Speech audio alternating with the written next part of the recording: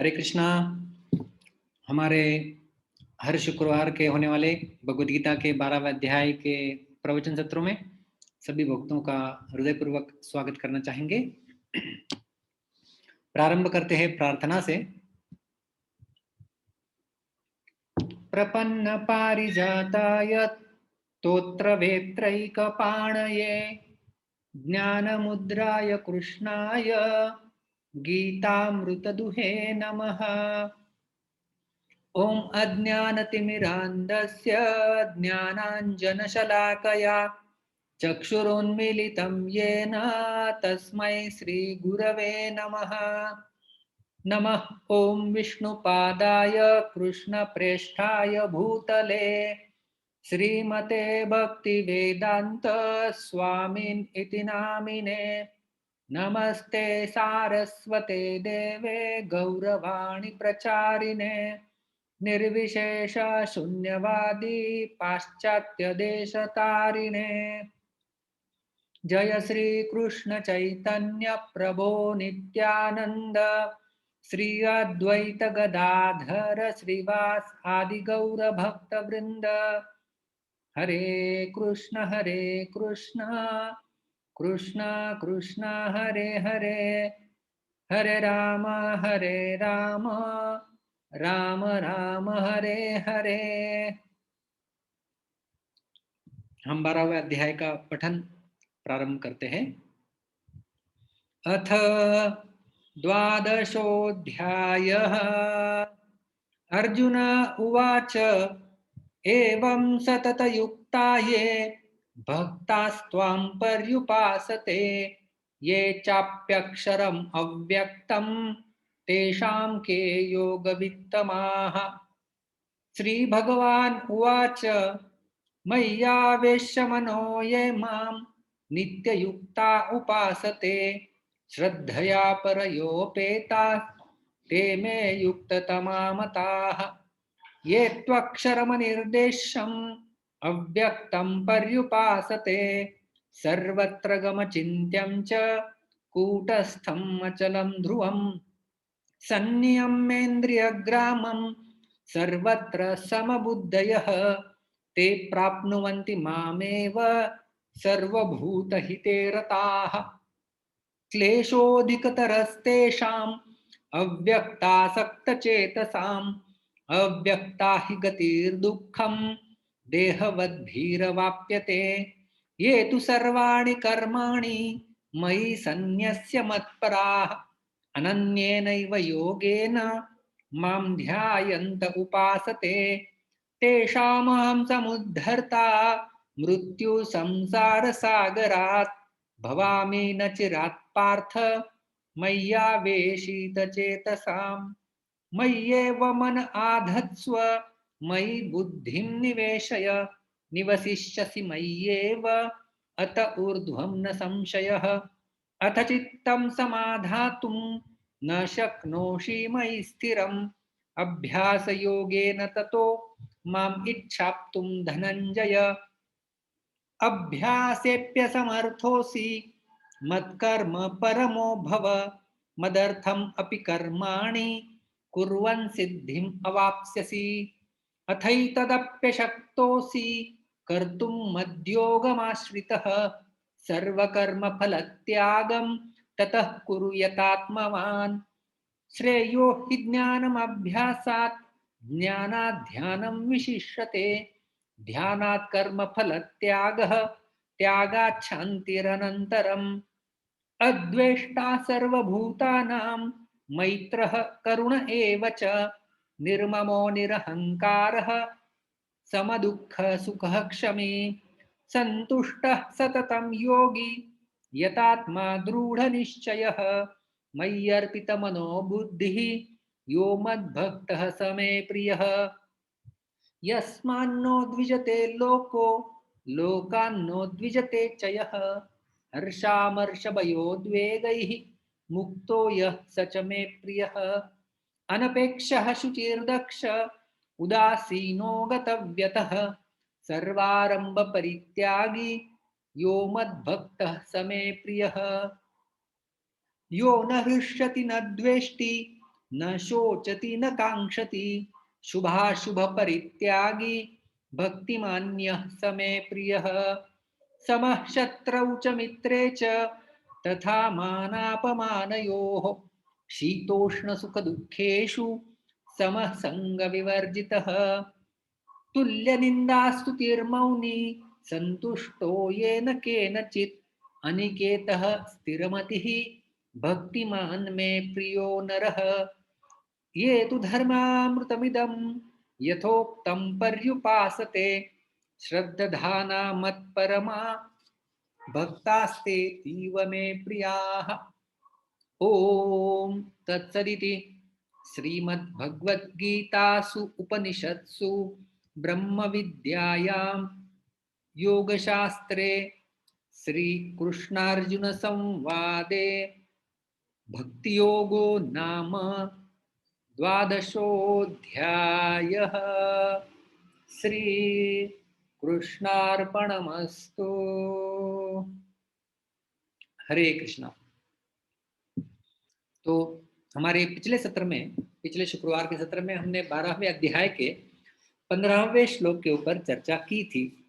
यस्मान्नो द्विजते लोको लोकान्नो द्विजते च यः, हर्षामर्षभयोद्वेगैः मुक्तो यः स च मे प्रियः। यह सच में प्रियः, भगवान को जो प्रिय भक्त है वह, भगवान कह रहे कि वह व्यक्ति मुझे प्रिय है। आपको पता होगा 12वें अध्याय के 13वें श्लोक से लेकर के 20वें श्लोक तक भगवान को कौन भक्त प्रिय है उनके लक्षण विस्तार से भगवान बताते हैं। तो 15वां श्लोक में 6 गुणों के बारे में चर्चा की थी भगवान ने। तो ये 6 गुण यहाँ पर दिए गए हैं, हमने विस्तार से उसकी चर्चा की थी। यस्मान नो द्विजते लोको, सबसे पहला, भक्त की क्रियाएं किसी के उद्वेग का कारण नहीं होती है, क्योंकि सब जगह वो भगवान को ही देखता है, भगवान का अंश है ये लोग, तो उनको उद्वेग क्यों देगा? क्योंकि भगवान को प्रसन्नता देना यही भक्त के जीवन का एकमात्र उद्देश्य होता है। और सब जगह वो यदि भगवान को देखता है, समम पश्चन ही सर्वत्र, सबको एक दृष्टि से देखता है भगवान के अंश के रूप में, वह व्यक्ति उनको उद्वेग कैसे पहुंचा सकता है? लोकान न उद्विजते च यः, दूसरा गुण, भक्त खुद भी किसी प्राणी से उद्वेगित नहीं होता है। क्यों नहीं होता है उसके हमने 3 कारण देखे थे। क्योंकि दूसरों को उद्वेग मनुष्य तभी होता है जब भी कामना में कुछ विरोध या अवरोध आता है, लेकिन भक्त तो निष्काम होता है, कामनाएं नहीं होती है, तो फिर कौन उसे उद्वेग दिला सकता है? दूसरा है कि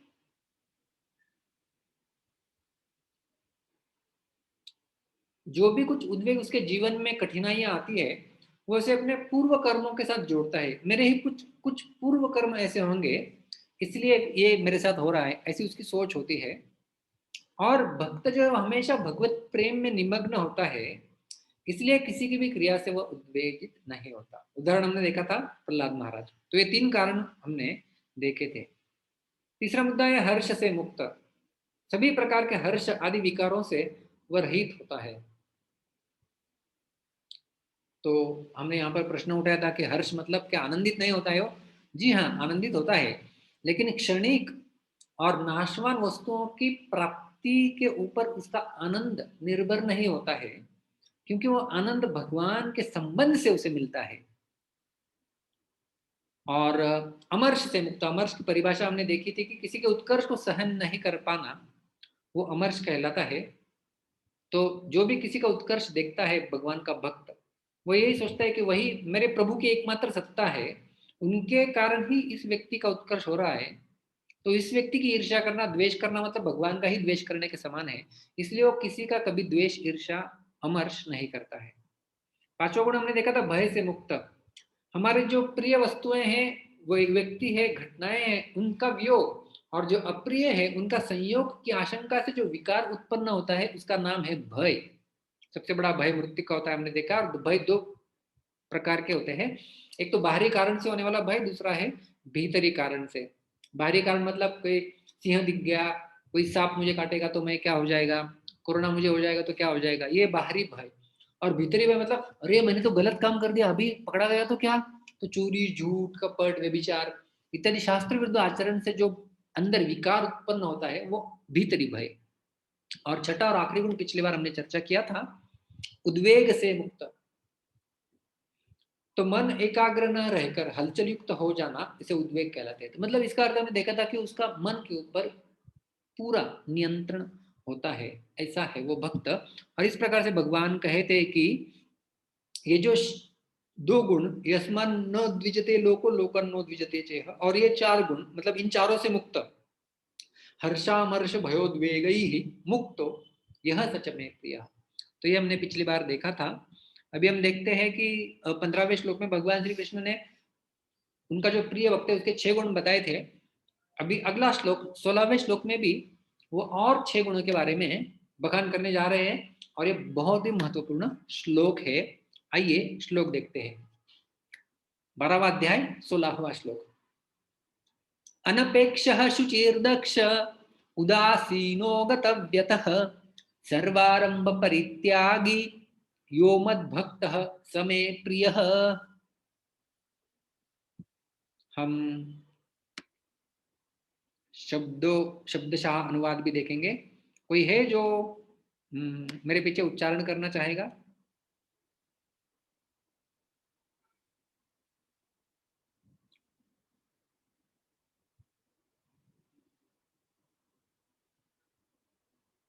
चंद्ररेखा मंत्री जी, मैंने आपको अनम्यूट किया है जी। तो यहाँ पर जो लाल अक्षरों में इंगित है वो जो श्लोक है उसके ही शब्द है। तो हर एक शब्दों को हम लोग 2 बार दोहराएंगे। आप सब लोग, बाकी लोग म्यूट में ही पीछे पीछे दोहरा सकते हैं।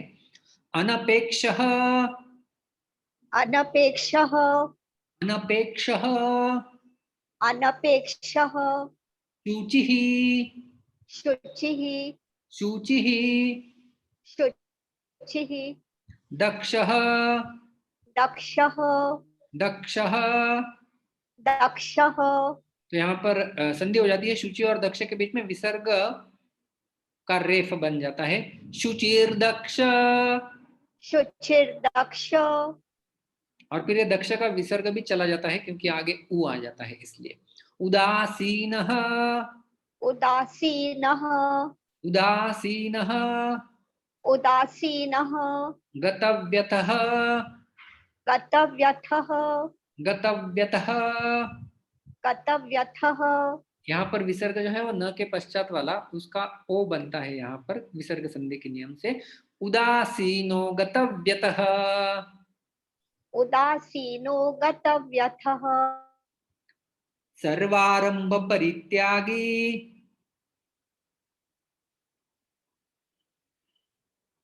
बोलिए।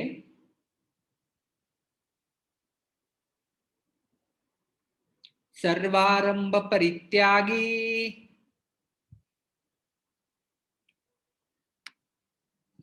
आपका आवाज नहीं आ रहा है। मुझे भी नहीं सुना। उदासीनो गतव्यथः सर्वारंभ परित्यागी सर्वारंभ परित्यागी सर्वारंभ परित्यागी सर्वारंभ परित्यागी यह यह यह यह मद्भक्तः मद्भक्तः मद्भक्तः मद्भक्तः। तो यहाँ पर भी विसर्ग संधि के हिसाब से विसर्ग का ओ बनता है। यो मद्भक्तः यो मद्भक्तः यो मद्भक्तः सः सः सः मे मे प्रियः प्रियः प्रियः। प्रियः। संपूर्ण श्लोक एक एक पाद के साथ हम लोग गाएंगे। अनपेक्षः शुचिर्दक्ष अनपेक्षः शुचिर्दक्ष उदासीनो गतव्यथः उदासीनो गतव्यथः सर्वारंभ परित्यागी सर्वारंभ परित्यागी यो मद्भक्तः स मे प्रियः। यो मद्भक्तः स मे प्रियः। धन्यवाद माता जी।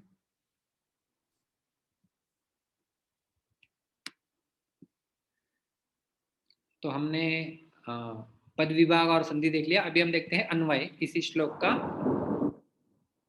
यो मद भक्तः स मे प्रियः, ऐसा भक्त मुझे प्रिय है। तो कौन भक्त? ऐसा भक्त जिनमें ये 6 गुण हम लोग देख सकते हैं। और कौन से हैं 6 गुण? तो यहाँ पर दिए गए हैं, वही शब्द है।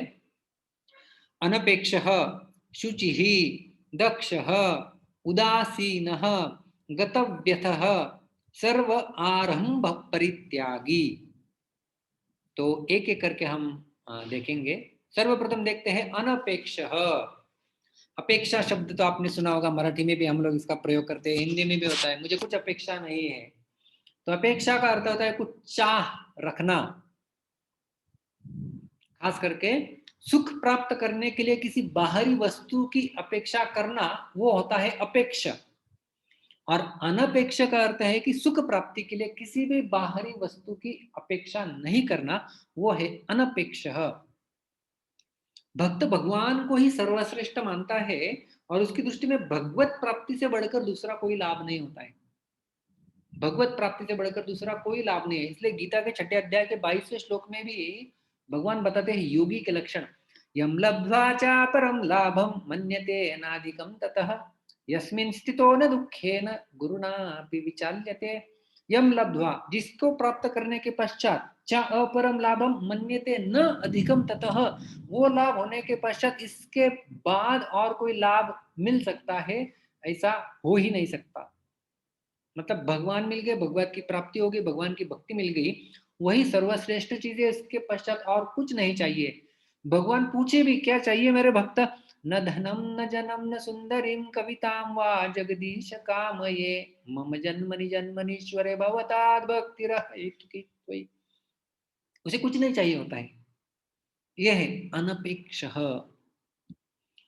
वास्तव में आपके मन में प्रश्न आएगा, फिर शरीर निर्वाह के लिए तो कुछ मुझे चाहिए ना, कि मुझे तो वस्त्र चाहिए होते हैं, किसी से बात करना है तो मुझे फोन चाहिए, प्रवचन देना है तो मुझे लैपटॉप चाहिए। हाँ ठीक है, ये जो धारणाएं हैं, तो वास्तव में हमें खाने के लिए भोजन चाहिए। शरीर निर्वाह की आवश्यक सामग्री स्वतः प्राप्त होती है, क्योंकि जीव मात्र के शरीर निर्वाह की आवश्यक सामग्री का प्रबंध भगवान की ओर से पहले ही हो चुका है। जैसे ना चींटी के लिए कणभर और हाथी के लिए मन भर, सब कुछ भगवान ही जो है वो देते हैं। और भक्त को तो इसकी भी अपेक्षा नहीं होती कि भगवान दर्शन दे। भगवान आप दर्शन नहीं देंगे तो भी चलेगा, वो भी अपेक्षा नहीं है। आप कहेंगे ये तो हद हो गई भाई, हम लोग भक्ति कर रहे हैं, सब कुछ कर रहे हैं, किसके लिए कर रहे हैं? ताकि भगवान का दर्शन तो मिले, और आप कह रहे हैं कि इसकी भी अपेक्षा नहीं रखना। जी हाँ, चैतन्य शिक्षाष्टक का यदि आखिरी श्लोक देखते हैं, तो ये श्रीमती राधा रानी का भाव, जो श्रेष्ठतम भक्त है। आश्लिष्य वा पादरतां पिनष्टु माम् अदर्शनान् मर्महतां करोतु वा यथा तथा वा विदधातु लंपटो मत्प्राणनाथस्तु स एव न परः।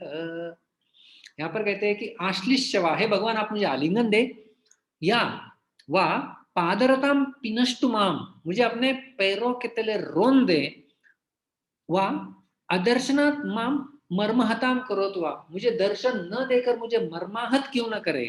यथा तथा वा विद्यातु, आप किसी और महिला के साथ भी क्यों न चले जाए। मत प्राण नाथस्तु से, फिर भी आप मेरे प्राणनाथ है। आप मुझे दर्शन दे, दर्शन न दे, मुझे आलिंगन दे या मुझे पैरों तले रोन दे, तो भी आप ही मेरे नाथ है। आप चाहे जो कुछ कर सकते हैं मेरे साथ, मुझे कुछ अपेक्षा नहीं।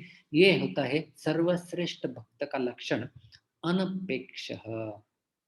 और इस हद तक भगवान उस भक्त का आदर करते हैं जो अनपेक्ष है। श्रीमद् भागवत में भगवान श्री कृष्ण स्वयं उद्धव से कहते हैं, निरपेक्षम मुनिम शांतम निर्वैरम समदर्शनम अनुव्रजाम्य हम नित्यम पूयेत्यंग्रि रेणुभिः। बहुत ध्यान से सुनिए, मेरा पसंदी का श्लोक है। निरपेक्षम मतलब अनपेक्ष के जैसा ही है, ये है कि नहीं, कुछ अपेक्षा नहीं। निरपेक्षम मुनिम जो सतत मेरे मनन में रहता है, शांतम कोई कोई चीज उसे विचलित नहीं कर सकती, निर्वैरम किसी से साथ वो बैर भावना नहीं रखता है, समदर्शनम सबको एक दृष्टि से देखता है। ये 5 गुण यहाँ पर दिए गए हैं। निरपेक्षम मुनिम शांतम निर्वैरम समदर्शनम। अभी क्या है, ऐसे भक्त जिसमें ये 5 गुण है, भगवान क्या कहते हैं, अनुव्रजाम्य हम नित्यम। अनुव्रजामी, व्रजामी व्रज का अर्थ होता है चलना। व्रजामी मतलब भगवान कृष्ण कहते हैं कि मैं चलता हूं। अनुव्रजामी मैं उस भक्त के पीछे पीछे पीछे चलता हूं। कभी कभी चलते हैं, सुबह चलते हैं, दोपहर को चलते हैं, नित्यम हमेशा उस भक्त के मैं पीछे चलता हूं। अच्छा, कोई पूछे क्यों भाई भगवान आप अपने इस भक्त के पीछे क्यों जा रहे हैं? पूये पूये ये अपने आप को शुद्ध करने के लिए मैं जा रहा हूं। कैसे शुद्ध होंगे? अंग्रि रेणु भी, उस भक्त की चरण की धूल मुझे मिलेगी, इसलिए मैं उसके पीछे पीछे जा रहा हूं। अभी देखिए, क्या हम सोच सकते हैं क्या भगवान भी भक्त के चरणों की धूल पाने के लिए उनके पीछे पीछे, अनुव्रजामि हम नित्यम, उनके पीछे पीछे मैं सदैव जाता हूं हे उद्धव, ऐसे भगवान श्री कृष्ण कह रहे हैं। तो ये जो गुण है अनपेक्षम, ये भगवान को जीत लेता है। एक भक्त का ये गुण होता है कि आपके अलावा मुझे कुछ नहीं चाहिए। जैसे श्रील प्रभुपाद जी कहा करते थे ना, रोता हुआ बच्चा है, जब रोता है तो माँ उसे कुछ खिलौने देती है, ये ले ये ले, फिर बाद में वो सब कुछ फेंक देता है और जोर से जब रोता है चिल्लाता है तब जाके माँ उसे पकड़ लेती है। तो हमें अन्य अपेक्षा न रखते हुए अन्याभिलाषिता शून्यम, भक्ति की परिभाषा में भी यही वर्णन आता है। अन्य अभिलाषा मतलब यही अनपेक्ष है। तो वही गुण यहाँ पर भगवान बता रहे हैं। दूसरा गुण है शुचि ही, पवित्रता। शुचि का अर्थ हम सब लोग जानते हैं, पवित्रता। पवित्रता 2 प्रकार की होती है, श्रील प्रभुपाद जी हमेशा हमें बताते हैं। एक है बाहरी पवित्रता, दूसरी हमारी भीतरी पवित्रता। बाहरी पवित्रता हम लोग कैसे प्राप्त कर सकते हैं? जैसे हम लोग स्नान आदि करते हैं तो हम लोग पवित्र हो जाते हैं, या फिर कई कई तीर्थ स्थल में चले जाते हैं। ये जो भीतरी पवित्रता है वो क्या है? हमारे अंतःकरण में राग द्वेष, हर्ष शोक, काम क्रोध, इन सब प्रकार के द्वंद्व और विकारों से जब हमारा हृदय मुक्त हो जाता है ना, तब वह व्यक्ति भीतर से पवित्र हो गया है, ऐसा माना जा सकता है। तो पवित्रता 2 प्रकार की होती है, बाहरी और अंतरंग यानी भीतरी। तो यहाँ पर जो शुचि ही गुण दिया गया है उसका अर्थ है पवित्रता। तो जो भक्त होता है वो पवित्र रहता है। तो बाहरी दृष्टिकोण से पवित्र रहने के लिए हम लोग स्नान आदि क्रियाकर्म करते हैं। भीतर रूप से पवित्र रहने के लिए हम लोग शास्त्रों का अध्ययन करते हैं, हरे कृष्ण महामंत्र का जप करते हैं। इससे हम अंदर से पवित्र बन सकते हैं। जैसे और गीता सुनते हैं, मल निर्मोचनम पुंसाम जल स्नानम दिने दिने सकृत गीतामृत स्नानम संसार मल नाशनम। मल निर्मोचनम पुंसाम जल स्नानम दिने दिने, दिने दिने हर दिन हम लोग जल से स्नान करते हैं क्योंकि मल को निकाला जाए। उसी प्रकार से एक बार भी कोई भगवत गीता का श्रवण कर लेता है अच्छे से, सकृत गीतामृत स्नानम संसार मल नाशनम, इस संसार रूपी मल से उस व्यक्ति का शुद्धिकरण हो जाता है, उसको वो धो सकता है। तो इस प्रकार की पवित्रता की यहाँ पर बात हो रही है। तो यहाँ पर आपको 2 चित्र दिख रहे होंगे शुचि के लिए। तो एक है गंगा नदी और दूसरे हैं श्रील प्रभुपाद जी या भगवान के बड़े भक्त। तो आपसे एक प्रश्न है मेरा कि गंगा नदी और भगवान के शुद्ध भक्त, इनकी यदि हम तुलना करें तो कौन सा पलड़ा भारी होगा। तो इसके लिए मैं एक छोटी सी एक्सरसाइज करने जा रहा हूं।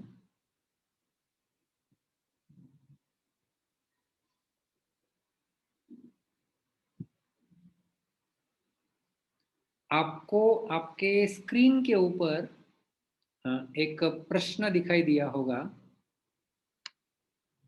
उसका आपको जवाब देना है। Which is more purifying. आपके पास 1 मिनट है या कुछ 30 सेकंड है, आप देख सकते हैं।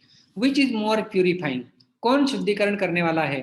तो पहला जवाब है गंगा नदी, दूसरा जवाब है भगवान का शुद्ध भक्त, और तीसरा यदि कोई कंफ्यूजन में है कि अरे ऐसा कैसे हो सकता है, दोनों की तो तुलना नहीं हो सकती, तो मैं कुछ बोल नहीं सकता, तो वो लोग तीसरा ऑप्शन चयन कर सकते हैं।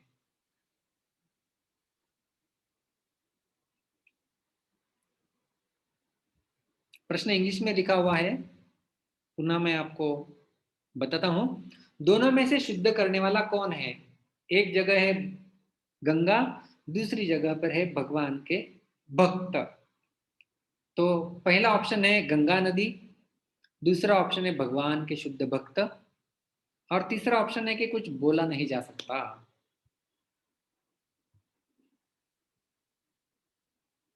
तो आप पोल करके आपका मत देके उसे सबमिट कर सकते हैं आप, ताकि यहाँ पर पता चले हमें।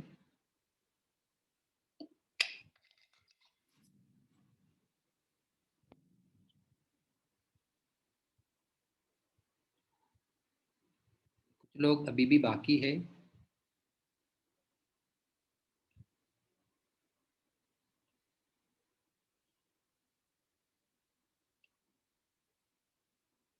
मैं एंड कर रहा हूं मेरी ओर से पोल को, और आपके सामने आ रहा है रिजल्ट इस प्रकार का। आशा है आपको दिख रहा है। मदर गंगा किसी ने कहा नहीं, 0% लोग बोल रहे हैं। भक्त ज्यादा शुद्ध करने की क्षमता रखते हैं, 95% लोग बोल रहे हैं। और कुछ नहीं बोल सकते ऐसे जो है वो 5% भक्त है। चलो ठीक है, बहुत अच्छा। ऐसे बीच बीच में एक्सरसाइज करने से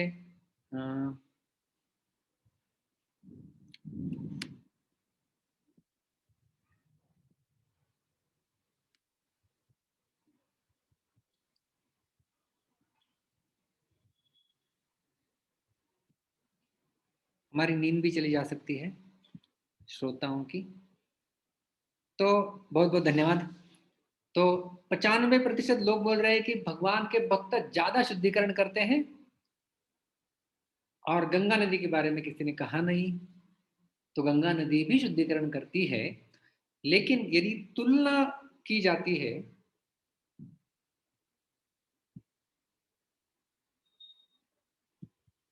तो फिर समस्या उत्पन्न हो सकती है।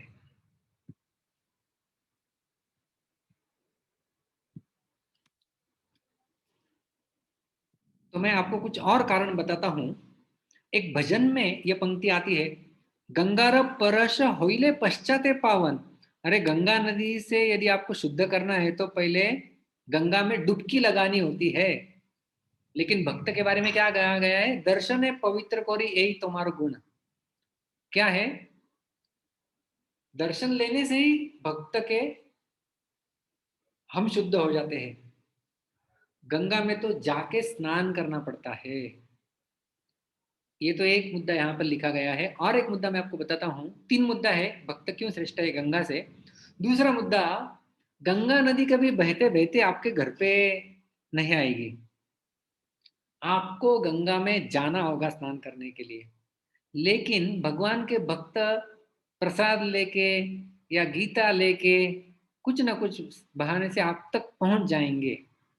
हम कभी खुद होके पहले मंदिर नहीं गए थे, कोई भक्त हमारे पास आए थे, हमें कहीं तो मिले थे।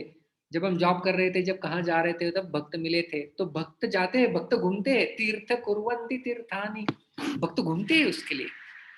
और गंगा में डुबकी लगाने के बाद गंगा आपको यह बोलेगी नहीं बेटा बहुत पाप कर लिया, इसके बाद पाप मत कर, कुछ सलाह नहीं देगी, कुछ कान नहीं पकड़ेगी गंगा नदी। लेकिन भगवान के भक्त सीधा कान पकड़ लेंगे कुछ गलती करेंगे तो, ए तू यहाँ पे ठीक नहीं कर रहा है, अच्छे से कर, जब सुबह करना होता है, ये रात हो गई अभी क्या कर रहा है, ये चीजें नहीं खानी होती, समझ में नहीं आता क्या तुझे।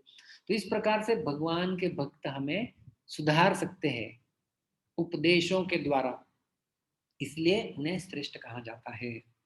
तो आप कहेंगे आपने ये तो सब कुछ बताया, इसके लिए कुछ शास्त्रिक प्रमाण भी है क्या, भगवान के भक्त गंगा नदी से ज्यादा पवित्र होते हैं। स्वयं भगवान श्री कृष्ण नलकुबेर मणिग्रीव का उद्धार होने के बाद ये श्लोक बोलते हैं उन दोनों को, साधूनां समचित्तानां सूतरां मत्कृतात्मनां दर्शनान्नो भवेत् बंध पुंसोक्ष्णो सवितुर यथा। क्या कहते हैं भगवान, साधु नाम ऐसे साधु व्यक्ति, समचित्ता नाम जिनका चित्त सम है, सूतराम मत कृतात्मनाम और जो मत कृत आत्मा है, जिन्होंने अपने आप को मुझे शरणागत कर दिया है, दर्शनान्नो भवेद बंध, उनके केवल दर्शन मात्र से ही बंधन नहीं लगता है। और उदाहरण देते भगवान, पुंसोक्ष्णो सवितुर यथा, सवितु का अर्थ होता है सूर्य। तो जिस प्रकार से सूरज जब होता है तब अंधेरा नहीं हो सकता, उसी प्रकार से जब भक्त के दर्शन हो जाते हैं तब भवबंधन नहीं हो सकता। इतना भक्तों के दर्शन की महिमा यहाँ पर गाई गई है, और वही इस भजन का भी भाव है। देखिए, दर्शने पवित्र को यही तुम्हारा गुण, ये भक्तों का गुण है कि दर्शन से भी वो पवित्र कर देते हैं लोगों को। और दूसरा प्रश्न जो जो मन में उपस्थित हो सकता है कि गंगा से तुलना करके पवित्र कैसे माने जा सकते हैं, तो इसके लिए सीधा हम चलते हैं श्रीमद् भागवतम में गंगा नदी के अवतरण की कहानी में। तो भगीरथ महाराज, हम जानते हैं भगीरथ गंगा को लाने के लिए जब गए थे तो गंगा जी ने सीधा इनकार कर दिया, मैं नहीं आऊंगी, दो कारणों की वजह से। सबसे पहला कारण तो मेरा प्रवाह इतना तेज है कि कोई धारण ही नहीं कर पाएगा, और दूसरी बात कि सब लोग आके मुझ में स्नान करके अपना पाप मुझ में डालेंगे तो मेरा क्या होगा, मैं पापी बन जाऊंगा, सबका पाप पाप ढो ढो के मैली गंगा बन जाऊंगी।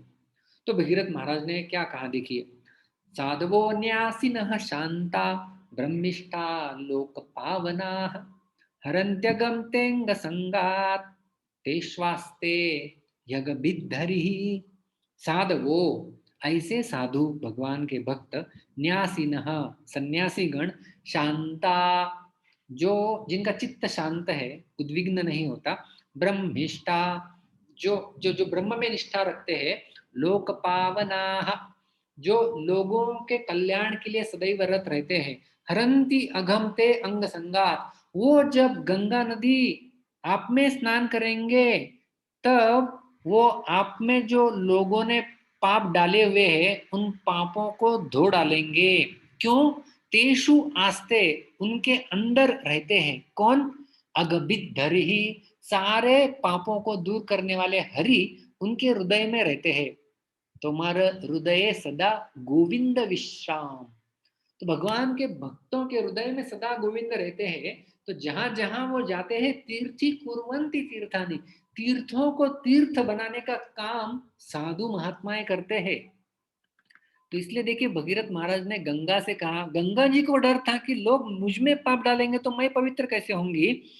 तब भगीरथ महाराज ने कहा कि देखो, आपका जो प्रवाह का जो फोर्स है उसके लिए शिव जी है, वो शिव जी पकड़ लेंगे। तो शिव जी के जटा में आई गंगा, वो तो कहानी वो सबको पता है।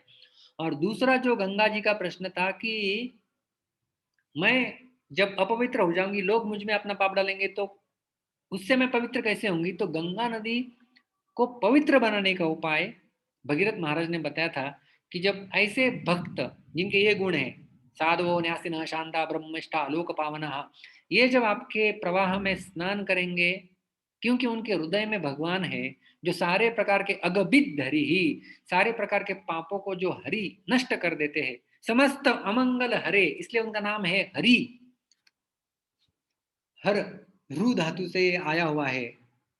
जो हम लोग कहते हैं ना कि चीर हरण लीला, गोपियों के वस्त्र को चुरा लिया था भगवान ने, हरण हरण करना। तो इसलिए उनका नाम है हरि। समस्त अमंगल हरे, सारे अमंगल को हरण कर लेते हैं। अगबित हरि ही, सभी प्रकार के पापों का वो हरण कर लेते हैं। और ऐसे भगवान को यदि हम लोग हमारे हृदय में स्थान दे तो हमारे हृदय से सारे पाप कर्म चले जाएंगे, और फिर जहां जहां हम जाएंगे वो स्थान पवित्र बन जाएगा। और शुद्ध भक्त के हृदय में भगवान रहते हैं, उनको वो अनुभव करते हैं, और उसके कारण वो जहां जहां जाते हैं वो स्थान तीर्थ बन जाते हैं। तीसरा मुद्दा देखते हैं, दक्ष। जिस व्यक्ति ने करने योग्य काम कर लिया है वही दक्ष है। देखिए, मानव जीवन का उद्देश्य है भगवत प्राप्ति, और इसी के लिए हमें मनुष्य शरीर मिला हुआ है। अतः जिसने अपना उद्देश्य पूरा कर लिया अर्थात भगवान को प्राप्त कर लिया, वही वास्तव में दक्ष अर्थात चतुर है। चतुराई किसे कहते हैं, दक्ष किसे कहते हैं, जिसे अंग्रेजी में कहेंगे एक्सपर्ट। जो जिस उद्देश्य के लिए बनाया गया है वस्तु, उस वस्तु का उस उद्देश्य के लिए प्रयोग करना अच्छे से, वो है चतुर व्यक्ति। तो मनुष्य समय शरीर हमें मिला हुआ है भगवत प्राप्ति करने के लिए, और यदि हम लोग भगवान को प्राप्त कर लेंगे तो वही व्यक्ति जो है वो दक्ष कहलाएगा, नहीं तो वह व्यक्ति मूर्ख कहलाएगा। जिस उद्देश्य के लिए बना हुआ है उस उद्देश्य की पूर्ति यदि नहीं करे तो, और कुछ अलग ही करे, जैसे बड़ी बहुत बड़ी महंगी कार है, ऑडी मर्सिडीज, उसका प्रयोग अच्छा एक होना चाहिए कि कुछ दूर जगह पर अच्छे रास्ते पे चलाना चाहिए। लेकिन वही व्यक्ति उसे खेत में लेके जाए और उसे खेती करने के लिए, बैल नहीं आज मेरे पास, चलो मैं ऑडी लगा देता हूँ, तो खेती करने के लिए लगा देंगे तो उसका वो गलत इस्तेमाल हो गया। लोग कहेंगे क्या मूर्ख पागल व्यक्ति है। और दक्ष कौन है, एक्सपर्ट कौन है, जो अच्छे से उसका प्रयोग कर रहा है। तो इसी प्रकार से जो मनुष्य शरीर हमें मिला हुआ है उसका उद्देश्य है कि भगवत प्राप्ति करे, और उस उद्देश्य के लिए यदि नहीं कर रहे तो वह व्यक्ति मूर्ख है, और जो कर रहा है वह दक्ष है। आइए देखते हैं श्रीमद् भागवतम क्या कहते हैं भगवान। एषा बुद्धिमतां बुद्धिः मनीषा च मनीषिणां यत् सत्यमनृतेनेह मर्ते नाप्नोति मामृतम्। ऐसा बुद्धिमताम बुद्धि, सारी बुद्धियों में वह बुद्धिमान है, और मनीषाम च मनीषिणाम, सारे विवेकियों में वह व्यक्ति विवेकी है। यत् सत्यम अनृतेनेह, अपने विनाशी और असत्य शरीर से, हमारे शरीर के दो गुण बताए, विनाशी और असत्य, और भगवान के दो गुण बताए हैं, अविनाशी और सत्य। तो हमारे विनाशी और असत्य शरीर से अविनाशी और सत्य भगवान की प्राप्ति कर ले, वो है सबसे बड़ा बुद्धिमान व्यक्ति। तो हमें भी हमारे जीवन में दक्ष बनना है। इस मनुष्य शरीर का रोम रोम, खून खून केवल भगवत प्राप्ति और भगवत संतुष्टि के लिए कार्यशील या प्रयोग होना चाहिए। चौथा बताते हैं उदासीन। अभी उदासीन हम शब्द कई बार गलत तरीके से भी सुनते हैं, या सुना होगा, मराठी में उसका अर्थ अलग होगा। उदासीन, आज मैं बहुत उदास हूं, ये क्या उदासीन जैसे बैठा हुआ है, वो उदासीन नहीं है। ये यहाँ पर शब्द कैसे बना है, उत और आसीन। आसीन का अर्थ होता है बैठना, हम कहते हैं ना आसन, उसी से आया हुआ है व्यासासन। आसन, आसनस्थ हो जाइए। तो आसन, आसीन का अर्थ है बैठना। उत आसीन मतलब ऊपर बैठना। ऊपर बैठना मतलब आप कहेंगे क्या जो ऊपर बैठा है वो भगवान का बड़ा भक्त है क्या, ऊपर बैठने से भगवान को प्रिय हो जाएंगे क्या। ऊपर बैठना मतलब तटस्थ रहना, पक्षपात से रहित। विवाद करने वाले दो व्यक्तियों के प्रति जिसका सर्वथा तटस्थ भाव रहता है उसे उदासीन कहा गया है। मतलब जिसका पक्षपात रहित व्यवहार हो उसे हम लोग उदासीन कहते हैं।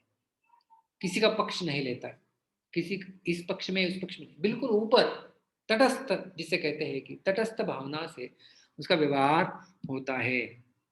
और ये जो उदासीन शब्द है वो निर्लिप्तता का द्योतक है। लिप्त, लिप्त मतलब जानते हैं ना, जैसे पानी के अंदर यदि स्पंज डाल दे तो वो लिप्त हो गया। निर्लिप्त मतलब वो वो, वो, वो कभी लिप्त होगा ही नहीं।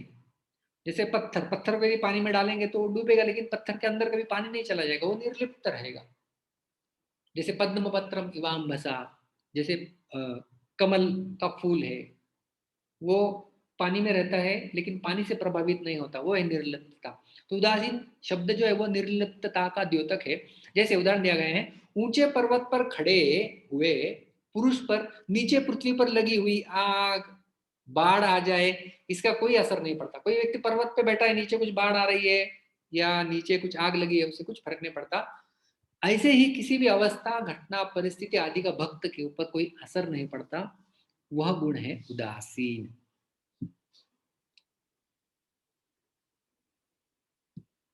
पांचवा गुण है गतव्यतः। व्यथा हम सबने सुना है शब्द।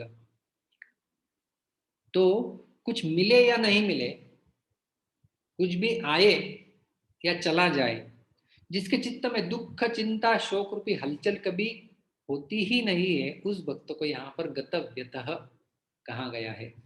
कुछ भी आए चला जाए, कुछ मिले नहीं मिले, न दुख है, न चिंता है, न शोक है, उस भक्त को गतव्यथा कहते हैं।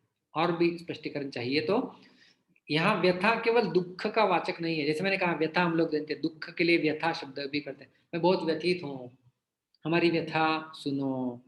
तो ये व्यथा मतलब केवल दुख के लिए नहीं कही गई है।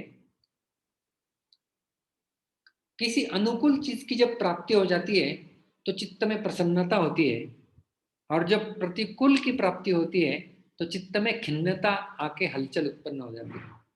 जैसे अनुकूल की प्राप्ति मतलब मैं कुछ चाहिए कि मुझे ये वस्तु मिलनी चाहिए, और वो यदि मुझे मिल जाए तो मैं चित्त में प्रसन्नता हो जाएगी। और जब प्रतिकूल की प्राप्ति होती है तब खिन्नता की हलचल उत्पन्न होती है, मुझे ये चीज बिल्कुल नहीं चाहिए, लेकिन यदि वही मिल गई तो फिर खिन्न हो जाएंगे, उदास बन जाएंगे, वो भी व्यथा है। तो अनुकूलता की प्राप्ति से होने वाली प्रसन्नता और प्रतिकूलता की प्राप्ति से होने वाली खिन्नता, इन दोनों को हलचल और व्यथा कहा गया है। तो इसलिए अनुकूलता तथा प्रतिकूलता में अंतःकरण में होने वाले राग, द्वेष, हर्ष, शोक आदि विकारों को सर्वथा अभाव को यहाँ गतव्यथा शब्द से कहा गया है कि कुछ विकार उत्पन्न नहीं होते हैं, वह निर्विकारी है, निर्लिप्त है। तो ये विकार उसके हृदय में हलचल उत्पन्न नहीं करेंगे, शांत व्यक्ति होता है, उसे कहते हैं गतव्यतः। और आखिरी शब्द है सर्वारंभ परित्यागी। आरंभ शब्द तो आप सब लोगों ने सुना ही होगा, किसी कार्य की शुरुआत करना, या किसी कार्य का हम लोग कहते हैं ना श्री गणेश करना, तो वो होता है आरंभ करना। तो सर्व मतलब सभी प्रकार, यहाँ पे सर्व अधिक आरंभ अधिक परित्यागी, ऐसा ये शब्द बनता है, सर्व अधिक आरंभ अधिक परित्यागी। तो आरंभ मतलब किसी कार्य की शुरुआत करना, सर्व मतलब सारे प्रकार के कार्य की शुरुआत करने को परित्यागी, त्याग मतलब छोड़ देना, परित्यागी मतलब बिल्कुल अच्छे से छोड़ देना। तो क्या अर्थ हुआ इसका? सर्व आरंभ परित्यागी, किसी भी कार्य का वो आरंभ ही नहीं करता है, ऐसा कैसे संभव है? आरंभ नहीं करेगा मतलब हमने तो प्रवचन का आरंभ किया है 45 मिनट पहले। जन्माष्टमी लेनी है तो उसका आरंभ कहीं ना कहीं तो करना होता है, मीटिंग बुलानी पड़ती है, कुछ होता है, तो आरंभ तो हम लोग सब लोग करते हैं। तो यहाँ पर ऐसा क्यों गया है? सर्व आरंभ परित्यागी, सारे प्रकार के आरंभों से मुक्त है, छोड़ दिया है जिसने, कुछ आरंभ नहीं करता है।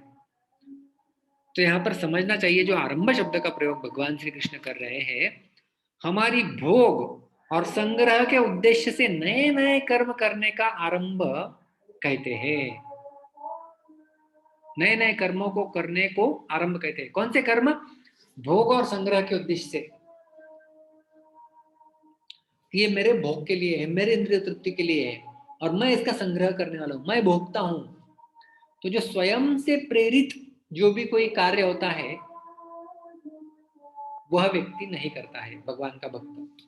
क्यों? क्योंकि भक्त कभी भी ऐसी वस्तु के लिए प्रयास नहीं करता जो भक्ति के नियमों के प्रतिकूल हो। श्रील प्रभुपाद जी तात्पर्य में लिखते हैं ये पंक्ति, और उसके द्वारा होने वाले सारे कर्म भगवान की प्रसन्नता के लिए ही होते हैं। तो सारे कर्म किसके लिए हैं? भगवान की प्रसन्नता। संसिद्धिर हरितोषणम, सब कुछ भगवान की प्रसन्नता के लिए। फिर वो भोजन करना है, भोजन परोसना है, रूम की सफाई है, फिर वो जॉब करना है, फिर वो प्रवचन देना है, फिर वो पढ़ाई है, कुछ भी क्यों न हो, उन सब का उद्देश्य एकमात्र है भगवान की प्रसन्नता। उसके लिए आरंभ हो सकता है, मंदिर बनाना है, आरंभ करना है तो वो हो सकता है, लेकिन खुद के लिए, खुद की प्रसिद्धि के लिए, खुद के मान सम्मान के लिए, खुद के भोग और संग्रह के लिए नए नए कर्म को वह व्यक्ति प्रारंभ, उसके आरंभ को उसने त्याग दिया है। केवल त्याग ही नहीं, परित्याग दिया है, अच्छे से त्याग दिया है। तो इस प्रकार से हमने आज के सत्र में 6 गुण देखे जो भगवान को, भगवान की नजरों में एक भक्त को प्रिय बनाते हैं। सर्वप्रथम हमने देखा अनपेक्ष, वो किसी भी चीज की अपेक्षा नहीं रखता है, क्योंकि भगवान को उन्होंने सर्वश्रेष्ठ और अपने प्रिय मान रखा है। जिन्हें प्राप्त होने के बाद और कुछ चीज प्राप्त करने की अभिलाषा नहीं है, उसे कहते हैं अनपेक्ष। हमने देखा भगवान के दर्शन तक की अभिलाषा नहीं रहती, और उसका प्रमाण देखा आश्लिष्य वा पादरतम, आप दर्शन दे न दे, आप कृपा करे न करे, आप आलिंगन दे अथवा पैरों तले रोन दे, आप ही हमारे नाथ सदैव रहेंगे, आपको मैं छोड़कर कहीं जाने वाली नहीं हूं। वो है अनपेक्ष। दूसरा देखा हमने शुचि ही, पवित्रता। एक है बाहरी पवित्रता हमने देखा, और दूसरा होता है अंतरंग पवित्रता। तो बाहरी पवित्रता कैसे प्राप्त की जाती है? स्नान आदि कर्म से। और भीतरी पवित्रता हम लोगों ने देखा भगवान के नाम का जप करने से, शास्त्र पढ़ने से, गीता सुनने से। अंतःकरण जब राग द्वेष हर्ष शोक और काम क्रोधादि विकार और द्वंद्वों से मुक्त हो जाता है, तब वह अंतःकरण पवित्र माना जाता है। हमने देखा कि किस प्रकार से आप लोगों ने ही 95% लोगों ने यही मत दिया, पोल जब हमने किया, कि भगवान का भक्त ज्यादा पवित्र माना जाता है गंगा नदी से भी। इसके 3 कारण हमने देखे। एक तो गंगा में पवित्र बनना है तो पहले डुबकी लगानी होगी, लेकिन भगवान के भक्त तो दर्शन से भी शुद्ध बन जाते हैं। उसका प्रमाण भी हमने देखा, साधु नाम समचित्ता नाम, ये श्लोक श्रीमद भगवत के दशम स्कंद के 10वां अध्याय का 41वां श्लोक हमने देखा था, जो भगवान श्री कृष्ण ने नलकुबेर और मुनिग्रीव से कहा था। दूसरा मुद्दे हमने देखा था कि नदी में पवित्र बनने के, नदी से पवित्र बनने के लिए हमें नदी के पास जाना होता है, नदी हमारे पास नहीं आती है, लेकिन भगवान के भक्त जगह जगह पर घूमते हैं भगवान नाम और भगवान की कीर्ति का गान करने के लिए। और तीसरा हमने देखा था कि गंगा नदी में स्नान करने से गंगा नदी कान में आपके बोलेंगे नहीं पाप मत करो, सिगरेट मत पियो, ऐसे कुछ बोलेंगे नहीं गंगा नदी, या बोलेंगे नहीं कि तू ये पाप किया, इसको मैं नहीं धोऊंगी। लेकिन जो भगवान के भक्त होते हैं वो कान पकड़ेंगे जहां पर हमारी गलती होती है। इसलिए भगवान के भक्त ज्यादा श्रेष्ठ माने जाते हैं गंगा से भी। इस हद तक कि गंगा नदी जब नहीं आना चाहती थी नदी पर, क्योंकि यदि लोग पाप डाल के मुझे गंदा कर देंगे, मैला कर देंगे, तो मेरा क्या होगा, तब भगीरथ ने बताया था कि ऐसे लोग जो साधु है, सन्यासी है, शांत है, ब्रह्मनिष्ठ है और लोगों के कल्याण में रत रहते हैं, और जिनके हृदय में सब पापों का हरण करने वाले हरि जिनके हृदय में रहते हैं, वो जब आप में स्नान करेंगे तब आपका सारा पाप धुल जाएगा। तो गंगा नदी भी वास्तव में शुद्ध बनती है जब भगवान के भक्त उसमें स्नान कर लेते हैं। तीसरा मुद्दा हमने देखा दक्ष। दक्ष का अर्थ हमने देखा कि जिस उद्देश्य से उस वस्तु का निर्माण हुआ है, उस उद्देश्य की पूर्ति के लिए उसका प्रयोग करना, यह होता है दक्ष। और नहीं करना मतलब मूर्ख। तो शरीर, जिस उद्देश्य से हमारा शरीर बनाया हुआ है, भगवत प्रेम प्राप्त करना, भगवत प्राप्ति करना, उस उद्देश्य के लिए ही संपूर्ण शरीर के कार्यकलापों का प्रयोग करना, वो होता है दक्ष। उदासीन हमने देखा, उत अधिक आसीन, जो ऊपर बैठा है, तटस्थ की तरह, जो बिल्कुल पक्षपात नहीं करता है, इस पक्ष का हो जाऊं मैं, कभी इस पक्ष का हो जाऊं, ऐसे नहीं, ऊपर बैठा हुआ, जैसे पर्वत के ऊपर कोई यदि बैठा हुआ है तो नीचे लगी हुई आग, नीचे आया हुआ बाढ़ उस व्यक्ति को परेशान नहीं कर पाएगा। उसी प्रकार से भक्त कभी विचलित नहीं होता। गतव्यतः, अनुकूलता की प्राप्ति से होने वाला सुख और प्रतिकूलता की प्राप्ति से होने वाली खिन्नता, इन दोनों से उसके हृदय में हलचल नहीं उत्पन्न होती है, उसे ही गतव्यतः कहा गया है। और सर्व आरंभ परित्यागी, इसका भी अर्थ हमने देखा कि आरंभ का अर्थ होता है किसी कर्म को शुरू करना, लेकिन कौन से किसी आरंभ कहा गया है कि जो अपने भोग और संग्रह के कारण प्रेरित हुए कर्म, उन्हें आरंभ कहा गया है। और इन प्रकार के आरंभों को परित्याग, मतलब क्या है कि वो कार्य तो करता है, कार्यों की शुरुआत भी करता है, लेकिन भगवान उसके उद्देश्य होते हैं, भगवान की प्रसन्नता, भक्तों की सेवा, वह उसका उद्देश्य होता है, न कि स्वयं की इंद्रिय तृप्ति। तो इस प्रकार से हमने जो है वो आज का श्लोक यहाँ पर हम देखे। तो और एक किसी का कोई प्रश्न है तो हाथ ऊपर कर सकते हैं। जब तक आप प्रश्नों के बारे में सोचेंगे, मैं आपको और एक प्रश्न पूछता हूं।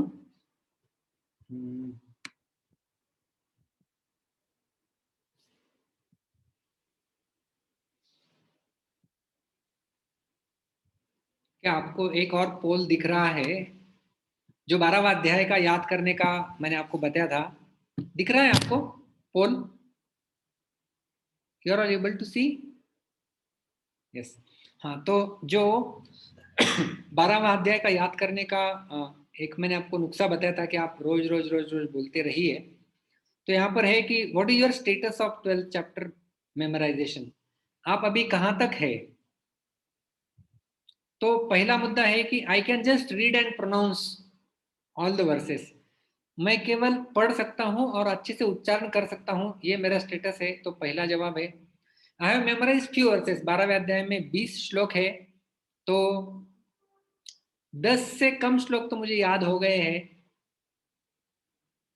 फिर ऐसे कुछ लोग होंगे जो 10 से अधिक श्लोक याद है लेकिन 20 से कम है, तो वे तीसरा ऑप्शन है। और फिर चौथा भी ऑप्शन है कि I have memorised entire chapter of Gita, मैंने 12वां अध्याय संपूर्ण रूप से याद कर लिया है। तो इस प्रकार से चार में से आप एक ऑप्शन टिक करके आपका नीचे सबमिट बटन होगा, उसे आप सबमिट कर सकते हैं।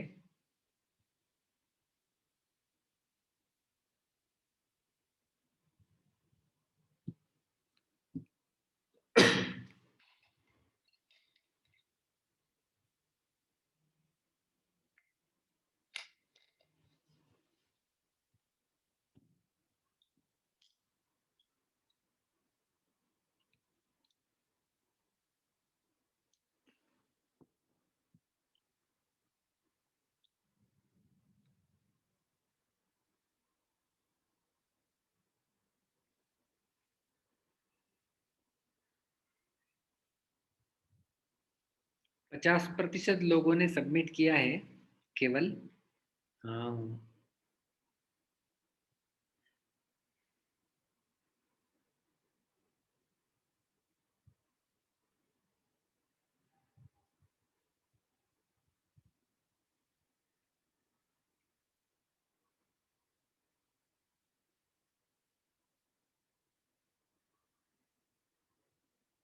चलो मैं इसे एंड करता हूं अभी। तो आपकी जानकारी के लिए, जो हमारे साथ सुनने के लिए सब लोग जो है 50% लगभग लोग अभी अच्छे से प्रोनाउंस इन श्लोकों का उच्चारण कर सकते हैं, बहुत बढ़िया। 10% लोगों के 50% से कम श्लोक याद हो गए, बहुत अच्छा। और 19% लोग जो है वो 10 से अधिक श्लोक उनके याद हो गए हैं, बहुत अच्छे। और 19% लोग हैं जिनके संपूर्ण अध्याय याद हो गया है।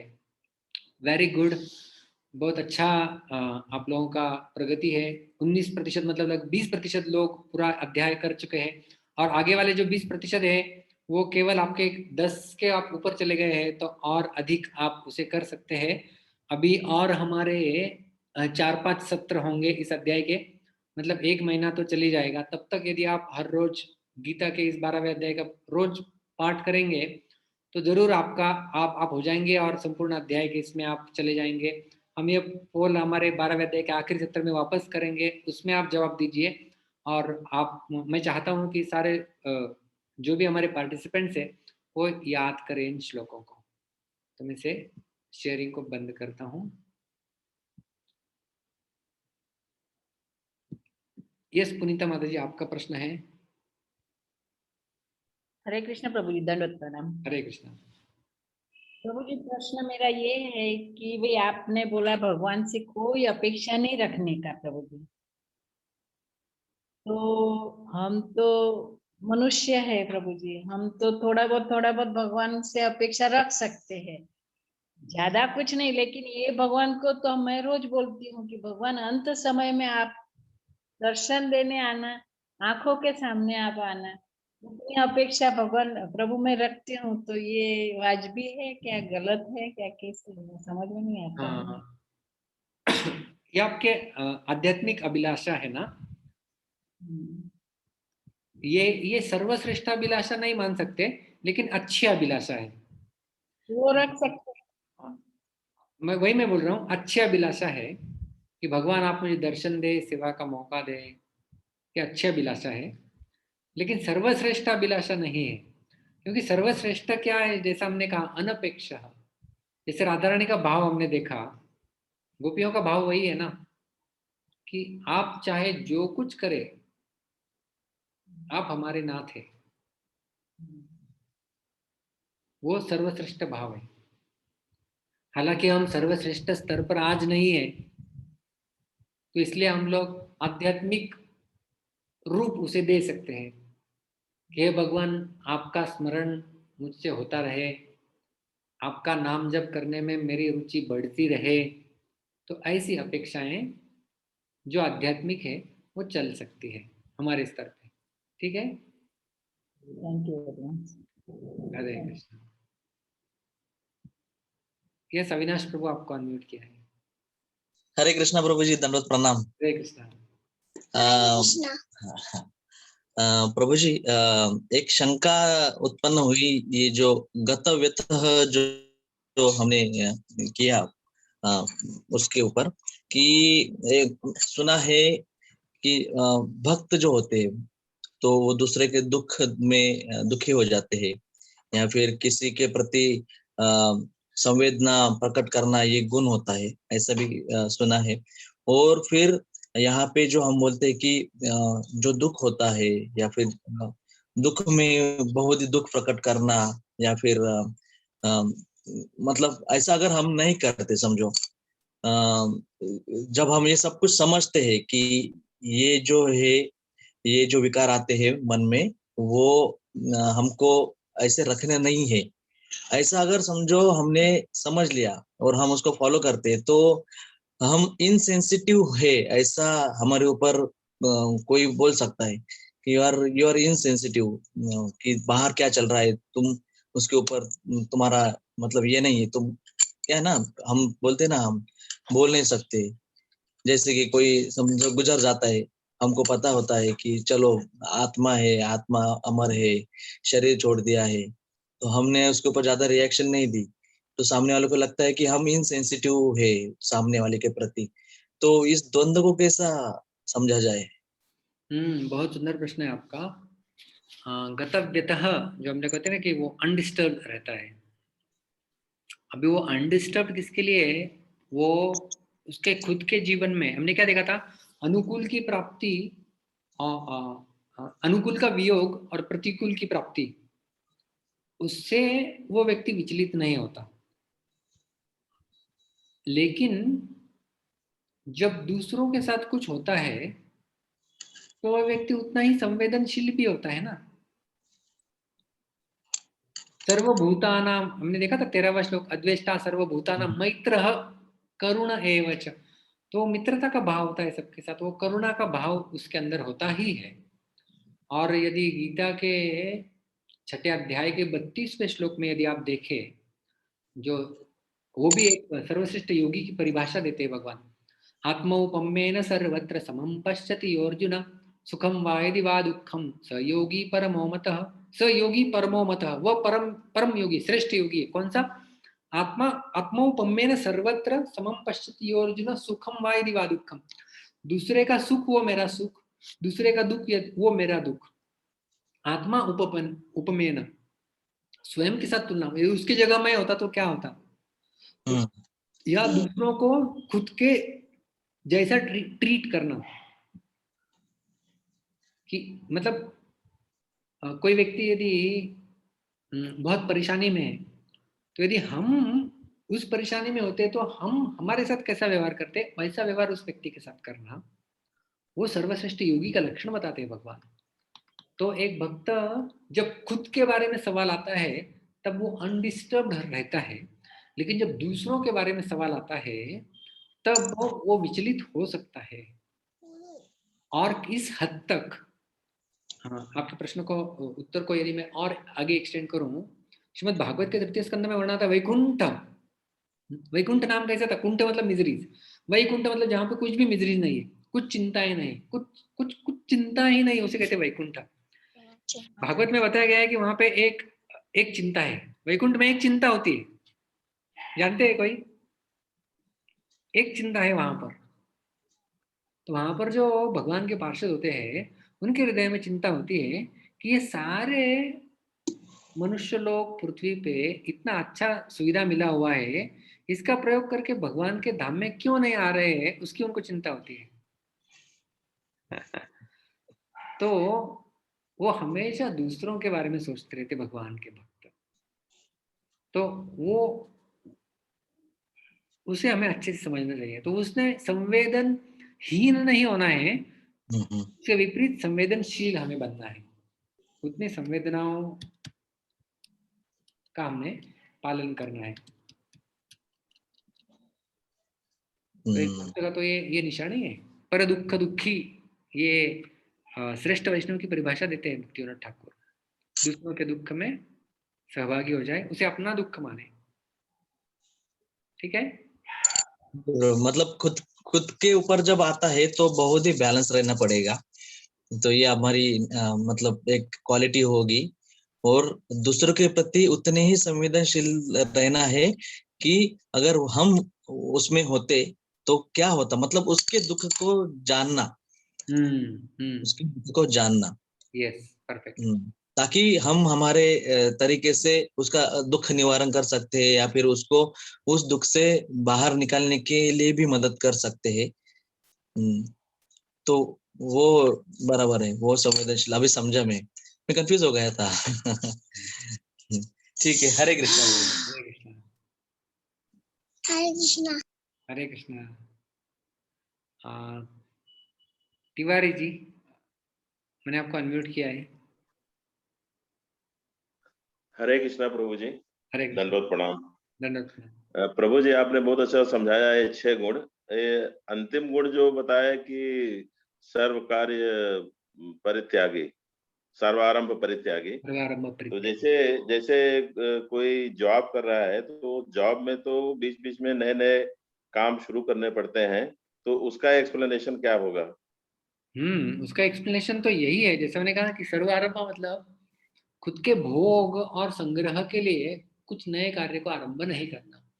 अभी आप जॉब कर रहे हैं तो जॉब में नया प्रोजेक्ट शुरू हो गया या नई कंपनी शुरू हो जाएगी, नया कुछ आएगा, तो उसमें हम लोग, एक तो वहां पे दो चीजें, एक तो हम लोग एम्प्लॉय होंगे या फिर वो हम ही चलाने, हमारी कंपनी होगी, तो हमें कुछ नया उपक्रम करना होगा। तो उसमें क्या मेरा स्वार्थ है या कुछ परोपकार भी उसके अंदर छिपा हुआ है, वो भी हमें सोचना है।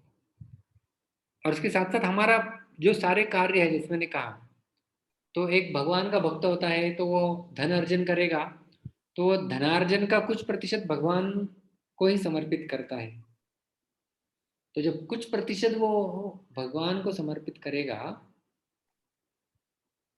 तो उसका जो भी कार्य है वो फिर मतलब जो भी वो नैतिक कार्य कर रहा है वो रास्ता ही हो जाएगा। समझ रहे हैं आप? हाँ हाँ समझ गया प्रभु जी।